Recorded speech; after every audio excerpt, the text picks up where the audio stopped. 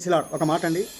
నీతిగా, పరిశుద్ధతగా దేవుని ఎడల బ్రతికినట్లయితే, నువ్వు నీతిమంతుడుగా విశ్వాసం మూలంగా జీవించినట్లయితే, నీ మీద అనేక తప్పుములు కదా, నేరములు వస్తా ఉంటాయి. దాన్ని మనం పట్టించుకోకూడదు. ఉదాహరణకు ఆదికాండం 39వ అధ్యాయంలో చూస్తే, ఈ అధ్యాయం అంతా మీరు చూసుకోండి. అక్కడ నింద వచ్చింది, కానీ అలాగే విడుదల కూడా, దేవుని కనికరం కూడా. ఈ మొదటి అధ్యాయము ఆదికాండము 39వ అధ్యాయము, ఆ అధ్యాయం మొత్తం మొదటి వచనం నుంచి చివరి వచనం చదువుకుంటే మనకు అర్థమవుతుంది. నేను చివరి చూపిస్తాను.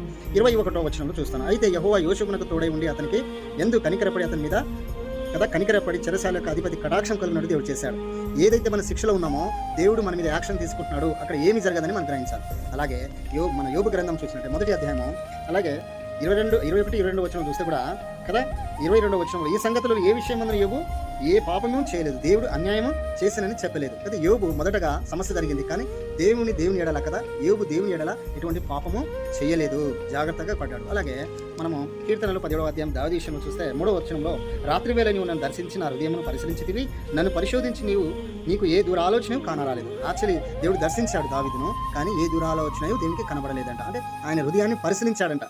ఇది కూడా మనము గమనించాల్సిన అవసరం అయింది. అందుకనే 139వ కీర్తనలు కూడా, యెహోవా నేను లేచుట, నేను కూర్చుండా, నేను మాట్లాడు నీకు అన్నీ తెలియను, యెహోవా నాలుకపు నాకు రాపమునిపే నీకు తెలిసి ఉన్నది అని గమనించాలి. అలాగే అదే విషయంలో దానియేలు మీద కుట్ర పన్నారు. 6వ అధ్యాయం దానియేలు చూస్తే 3-4 వచనంలో కదా, ఈ దానియేలు అతి శ్రేష్టమైన బుద్ధి గలవాడై ప్రధానులోను అధిపతుల్లోను ప్రాఖ్యాతి నొందిన వాడై ఉన్నాయి కనుక రాజ్యమంతటి మీద అతని నియమింపవలని రాజు ఉద్దేశించాను. అందుక ప్రధానులు అధిపతులు రాజ్యపాలన విషయంలో దానియేలు మీద ఏదైనా ఒక నింద మోపవలని ఉండి తగిన హేతువు కనిపెట్టుచుండిరి.